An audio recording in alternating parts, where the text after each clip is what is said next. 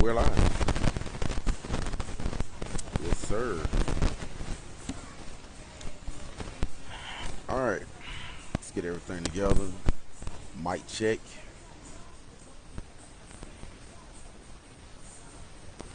And we're live, people.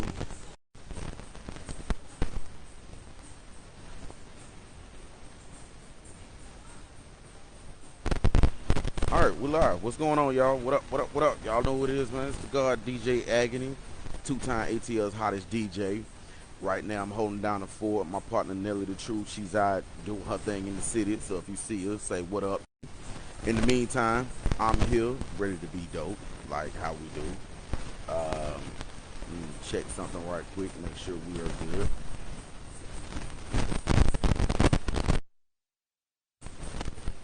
All right, we are good. What up, y'all? What's good? Everybody coming into the chat, like holla at me. You know what I'm saying? Say what's up. In the meantime, I get started. Yo, my week was crazy. It's interesting. Could be better, but I'm gonna touch on a lot of subjects this week. So y'all just, you know what I'm saying, buckle up. Make sure you got a drink poured up. If not, hurry up and get that drink poured up. I'm pretty sure you're speaking on your phone loud enough. You can hit me from pour up that. Main thing, tonight, right after, as soon as I log off from here, I get started at 1180 Sigma Road at San Francisco Surf and Turf. It'll be another after party type situation. DJ Agnew will be in the building, doing that thing I do, doing that thing that got me the 2 awards, ATL's hottest, and let's just have a good time with it. So let's get started. Touch on a few topics right quick. First of all,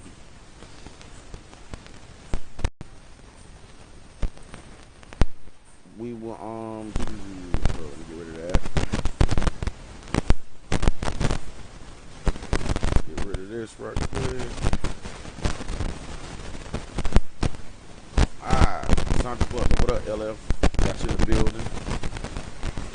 Just gonna throw out a few shares right quick. Make sure you folks know I'm in here.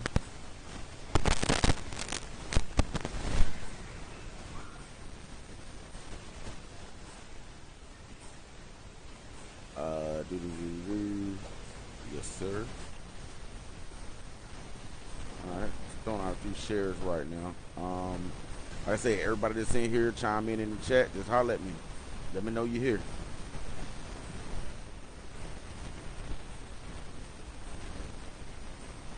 Boom. Got it.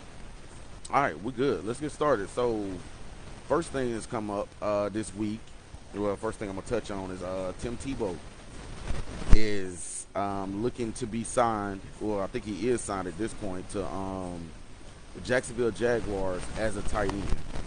Now, for my football people out there, if y'all follow this, y'all know that he was offered a tight end job about 10 years ago, and he didn't want to accept it. He said, if I can't be an NFL quarterback, then I don't want to do anything. So for the last 6 to 10 years, he's been doing the anything part. He's been doing anything but being a quarterback. He tried baseball. I guess that didn't work out either. He was a college football analyst. Guess that didn't work out either. You know what I'm saying? And, he's been thrown a lot of chances to do nothing. So I ask you people. Now, the question that's came up is, why is it that he's gotten so many chances, but Colin Kaepernick did not, according to? So I want people in the chat, everybody that's watching or, watching this later, let me know, like, how you feel about that. You think it was a race issue? I mean, one thing we do have to take into account, his head coach from Florida, Urban Meyer, is now head coach at Jacksonville. So, it's always good when you know people. It's like I used to hear, it ain't what you know, it's who you know, and more often than not, it's who knows you. So you got to be able to have somebody that you can call their name and they answer. Because a lot of times you know somebody where they get in a particular position and they forget they know you. Apparently, Urban Meyer didn't forget. So, he said, hey, I coached this kid in college. I like him, man. I'm going to give him a job.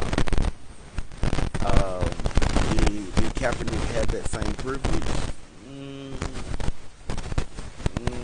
So, we on that. So, is it a racial issue? Like, like I said, what do y'all think? Y'all think it was racial motivated that that Kaepernick didn't get the call, but Tim Tebow did it. Um, Kaepernick took a knee for social injustice, and Tebow took a knee for Jesus. Where y'all at with it? Personally, I'm on the side of things where yeah, I do feel they both bring a media circus, but one is political. Sarge, what up, boy? I didn't even see you come in. My boy DJ Four Stripes in the building. True, Tim Tebow comes with a lot of media. Just his name alone brings a lot of attention, and it brings more attention than his actual on-field ability. His on-field ability was, for lack of a better term, terrible. I never was a fan. I didn't get on that bandwagon. I completely missed it. My bad, I guess. Whatever. But I was never a fan. I was never a fan. And I mean, even with Colin Kaepernick, I feel like he was a good quarterback. But I think toward the end, he started looking like he had served his time. A lot of defenses had figured him out, and I just really didn't see any more of an upside to him. And then when he took a knee and he started protesting, it made his name a lot more relative. One thing I gotta realize too, people, is Colin Kaepernick ain't hurt for money. Like, he doesn't have to come back to football. His the contract that he was under was bought out. He sued the NFL. He got a nice settlement. Well, he got a settlement. I'm pretty sure it wasn't $30 in a box of chicken. I'm pretty sure it had a couple of commas in that said settlement. Plus, he never lost his Nike endorsement. Nike paid him through that whole thing, and that's Nike money. You know what I'm saying? Nike pays as long as there's no murder involved or convicted rape. Nike's gonna pay. You know what I'm saying? So there's a lot of people that have gotten in trouble, and Nike didn't pull their card. Now, in the recent news with Deshaun Watson, Nike snatched that one right quick because, like I said, there is alleged sexual misconduct. So I get it; they had to pull that one, but through Tiger Woods' infidelity, they didn't pull that one. Kaepernick, Serena Williams left on maternity leave. Nike still paid for that, so Nike's gonna pay. So Kaepernick is good on money. He really doesn't need the NFL. Is it the attention? Maybe so. But if you notice, we hadn't seen a heard from Kaepernick in a while, and there's plenty to go on that could be protested. There's plenty that's going on now that your voice is needed, but we haven't heard from him. Maybe he couldn't hear us over those registers going off, or that money counting machine going off at his house. So, is it race related? Possibly, but I think it's just it's publicity. I mean, who really checking for Jacksonville Jaguars outside of people that are fans or people that live in Jacksonville? Nobody's really checking for them. So you bring a name in that's gonna make a little noise, Urban Meyer, and then after that, Tim Tebow. So, it's like you said, Sarge. It's media attention, media circus, publicity all over the place. Because even with bad publicity, good publicity is publicity nonetheless. And now the Jacksonville Jaguars name is in the news. So that's what we got with that. You know what I'm saying? As far as Tim Tebow at tight end, it's not gonna last. It's hype, and I see him making it maybe through week 4. Maybe. If he starts. If he even gets in the game. He might just be signed just to be on the sideline to bring the cameras out. So, it's nothing I'm going to give a lot of attention to. Like, I'm not going to pay attention to. I don't even think the schedules came out this year. I don't even think the Cowboys play them this year. So, it's really no need for me to watch the Jacksonville Jaguars anyway. Also, for my football heads out there, schedule did come out this week. Jump in the chat. Let me know what you think about the schedule. Good, bad, ugly, or otherwise. Like, let me know what you think about it. Moving on to some other football news. Good old AB Antonio Brown himself is now being sued for assaulting movers in Florida. So how the story went was that he threw rocks at the moving truck. They got into an altercation about some money that he didn't pay them, and according to, he rushed the truck, like ran up on the truck, snatched the dude off, and beat him up. Like, I mean, according to, that's what happened. He jumped on the truck and beat dude up, and so now, uh, as far as the criminal charges go, they said that it was resolved, but now the dude is seeking $30,000 in damages. Antonio Brown, I put it to you like this: like so many other high-paid athletes and celebrities, you're a target. Anything you do, they're gonna come after you, and they're gonna come after you for money. It's not about justice; it's about money. You know what I'm saying? So, amid all the stuff that happened that got you cut from the Patriots, and you're getting your 17th chance right now in the league, and you got a ring out of it last year, and you got re-signed for another year, dude, you really, really, really need to just calm down. Stay out of the light as much as humanly possible, because you are a target. You are a high-paid black male athlete. You are a target. Stay out of the light. Stay at home. Play PlayStation. Notice, nobody's suing me for $30,000. You know why? Because all I do is DJ this show and play PlayStation. I do some other stuff, which will remain nameless because that ain't none of y'all business. So, AB, keep your head up, man, and stay out of trouble. For real this time. Don't get yourself cut again, because I'm going to be honest with you. You get cut one more time, this might be it. This will probably be it. So, yeah, just stay out the mix, bro. That's all. Simple enough. Now, into some TV news. Blackish. For our TV heads out there, anybody that's into the show Blackish, which was a great show. Anthony Anderson, Tracy Ellis Ross, Jennifer Lewis is in it, Lawrence Fishburne's in it. Is now entering their 8th, and they announced their 8th and final season. So after this year, there'll be no more Blackish. Blackish should be off TV. I thought it was a really cool show.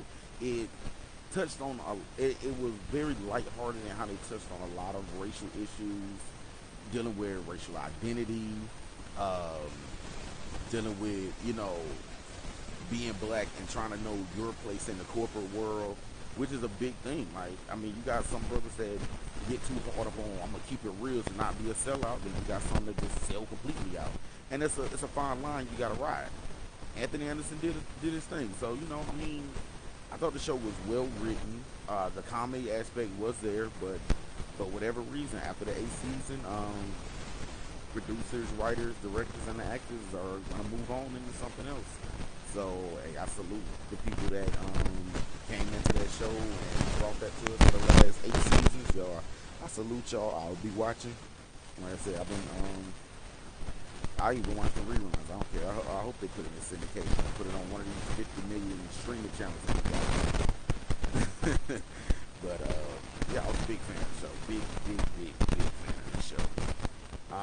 But into the crazy news for this week, we got 2 real hot button topics that we thought was cool. Let's get into it.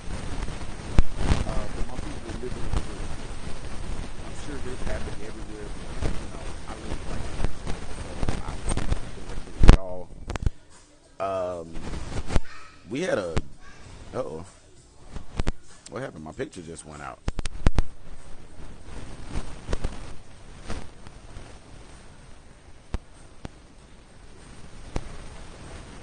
What happened to my picture?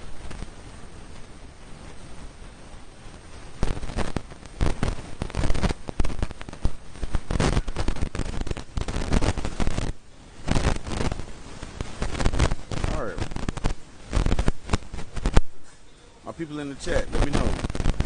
My picture go out. Can y'all see me?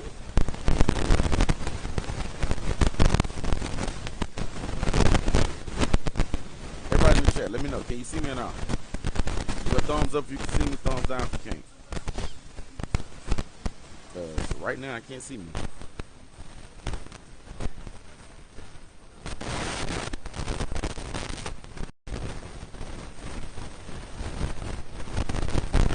That's funny because I'm still good here. Alright, let's keep it going. Boom. I see myself right there with a slight delay. Anyway, gas shortage because according to that company that distributes gas in the Southeast got hacked. Not enough gas was distributed to the gas stations, and so it raised the panic, and with that happening, once the panic happened, people started hoarding gas, putting it in gas cans. I really, truly, hopefully, y'all weren't out there putting gas in plastic bags. I saw a couple of videos and memes on social media that people were putting gas in plastic bags. I really hope y'all wasn't doing that. But if you were, y'all crazy as hell. I'll be the first to tell y'all crazy in the motherfucker. Yo, I got nothing for that. But yeah, people were hoarding gas. I was able to get $20 worth of gas earlier today from a Texaco around the corner from the house. So, yeah, let's just ride it out, people. I mean, you know, this ain't nothing we ain't lived through before. If you was of adult age during the Bush administration, this has happened. This is nothing new. Thankfully, I haven't seen any fights or any shootings break out at the gas stations. Okay, you can hear me. Can you see me though, LF? Because yeah, my screen just went black. So I don't know if you can see me or not.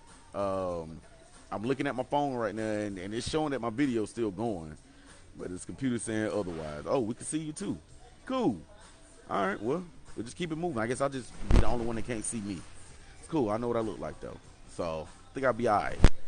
But yeah, if you don't have anywhere to go, y'all, don't make any unnecessary trips because the gas really still isn't out here yet. They said we may or may not recover until this weekend, which we're going to the weekend now. So I know one necessary trip y'all absolutely must make. That is tonight, 9:30, 1180 Sigmund Road at San Francisco Surf and Turf. Y'all absolutely must come here. That is a necessary trip because you must come see DJ Agony. And I'm ripping the tables again this week, people. I'm doing that thing I do that won me 2 awards. So y'all definitely must come out to that. All right. So what else we got to touch on? Oh, our second hot button topic of tonight. Yo, this was crazy. And I had to do a little homework on this because I'm not up on my reality shows, people. I checked out seasons ago on reality shows. I just stopped watching them. The reality was so leaving the show, and it wasn't a reality show more or less than it was just a show. So according to Real Housewives of Atlanta star Portia Williams, got engaged to Simon. I'm calling him Simon because I cannot pronounce his last name. And got engaged to Simon, who, according to, was still married on paper to another star of the show, Phelan. According to Portia Williams, who has commented since then, she said that they had separated and that by April they were in the process of divorcing and a divorce was final. But even still, it was about the difference of maybe like a month or two that this man is separated, they're dating, and now she's engaged to the man. And this is her co-star. Now, according to Portia, she said her and Phelan aren't necessarily friends. So, that could be a blurred line in itself. But my question to the chat is, in my head and how I came up, there was a code to dating exes of friends or associates or whatever. So is there still a code? Is the code still valid? Like, I'm asking the chat, like, what y'all think? Anybody that's watching this video now or go back to rewatch it, like, comment in the chat and let me know what's the status of the code, whether we're talking about guy code, girl code, or whatever. Shouldn't the exes be off limits? Now, the way I got it, the way I was brought up, yes, exes are off limits. I don't care how bad the breakup was, you know, if she used to beat you up or you used to beat her up or whatever. If it was just bad on bad, it don't damn matter. No matter how hard she may try to come on to you to get back at him, you just don't do it. That is the code. That is how it works. You stay away from the homies or the associates' exes. But apparently there's no codes, or in this situation there isn't. But like I said, I'm asking you in the chat, is the code still in place, or is it just open season on whoever out here? let me know. Um, like I said, with me though, yeah, don't leave mine alone. Even if they ask, even I can't stand their ass, leave mine alone. And don't come around me talking about I just want you to be happy for me. Nah, I'm not happy for either one of y'all. Cause that's some expletives that I can't express due to actually I can. I'm just not. I'm gonna leave it. I'm gonna leave it be. That's what I'm talking about, Sarge. That's how I remember the code too, man. You leave the homies' exes alone. Even if you and the homie ain't really that cool, but y'all done kicked it a little bit. Yeah, you leave that little bit alone. There's rules to this. You know what I'm saying? It's definitely rules to this. But I digress. I mean, you got people treating it like it's open season out here and just whomever is whatever. So, but I mean, we're talking about people who act in the name of reality. So there's that. On to some other news as far as entertainment and Hollywood goes. Gary Owens, everybody's favorite Caucasian, relatable to the black guy. I'm using quotation fingers. I actually can't stand Gary Owens. He tries so too hard to play like I'm just one of the brothers. He's the unofficial invited member to the cookout and all that shit. Well, he's about to get a real true taste of the black experience. His wife Kenya is divorcing him. Well, they're getting a divorce, and she is seeking $44,000 a month in spousal support. Y'all don't hear me though, because they playing some music. But y'all don't hear me though. $44,000 a month in spousal support. That's a lot of money, people. I haven't done the math yet, but I'm pretty sure that's a lot of people's year's salary that she's getting in a year. Like, I mean, shit, that's 12 in a course of a year. That's 12 middle class salaries that she's getting. 12 people who got to work hard. All she had to do was be married to Gary Owens, and she's trying to bank $44,000. Now, nothing's been finalized yet. They're still back and forth in their court right now, so we'll see how it plays out with that. Gary Owens, you wanted to be one of the brothers so bad. Well, welcome to family court, my guy, and I hope that works out for you. Actually, I really don't, because I'm not a fan, so it's whatever for you, my guy. Like, shit, whatever. So, on to some music news. The new J. Cole album just came out last night. Midnight last night, going into today. The new J. Cole album came out today. I heard some of it earlier. Now with Cole, I'm a DJ. So of course, I have to listen to a variety of music. J. Cole's okay. He's alright. He's decent. I'm not saying that I'm rushing to Apple Music to listen to it, but I did give it a peek, and so far, I did hear some lines and some quotables that was like, okay, definitely bars are back. Bars are back in a major way, and so definitely, shout out to J. Cole, shout out to all my people in North Carolina, man, the way it's looking, it looks like it's going to be a big seller and a classic for hip-hop. So big shouts out to hip-hop for this one. Like, I mean, when hip-hop wins, we all win, in my opinion. But that's just from me, who is a diehard music fan, because I love this thing we call hip-hop. I love this thing we call music. Like, my ears all over the place. So J. Cole dropped, and also Nicki Minaj. Nicki Minaj released one of her early mixtapes she did a re-release on it and a relaunch on it today on all the streaming sites. Before today, it was not available on the streaming sites. Her 2009 mixtape, Beam Me Up Scotty, is now available on all streaming platforms, and she added in some new songs. She got a couple of new songs with Lil Wayne and Drake, and I can't remember the dude out of Chicago right off, but yeah, he's on there too.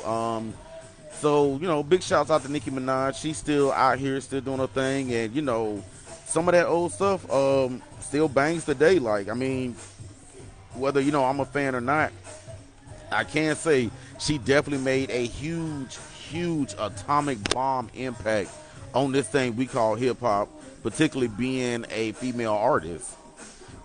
She filled a void where at one time there were no female artists. There was a lot of them that were taking hiatuses for whatever reason, and she jumped in there. And not only did she fill that void, but she gave birth to a whole lot of other female artists, with, what I'm saying, Cardi B, with Meg, with the City Girls. Like, she gave birth to a lot of them. So, big hats off and shouts out Nicki Minaj. Yo, hey, check out that Beam Me Up Scotty 2009. But, hey, bump it like it's brand new. It just, what I'm saying, they just re-released it today. Apple Music, Spotify, and whatever else you stream music on. So, definitely jump on that. I'm looking up right now. I see the hookah girl done showed up. So, y'all want to come out and smoke good on that hookah? Come out there 1180 Sigmund Road, San Francisco Surf and Turf. And she got them hookahs on deck for you. So, y'all definitely want to come out for that. My last piece of news for y'all tonight is the NBA Hall of Fame enshrinement ceremony is this weekend. Damn.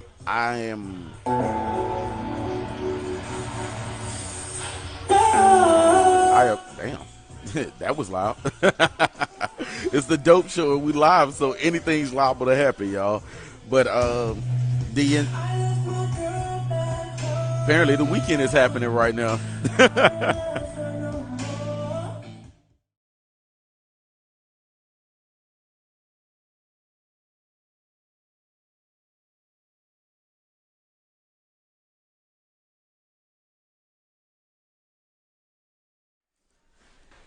All right, so we back. Yo, so my last piece of news, like I said, the NBA Hall of Fame enshrinement ceremony is actually the one for 2020 that didn't get to happen last year due to COVID.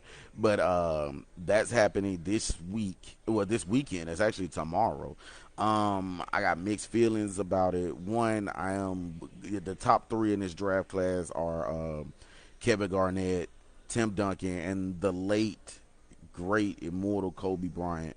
And, I got mixed feelings about it. I'm still in disbelief that, Kobe's not here with us.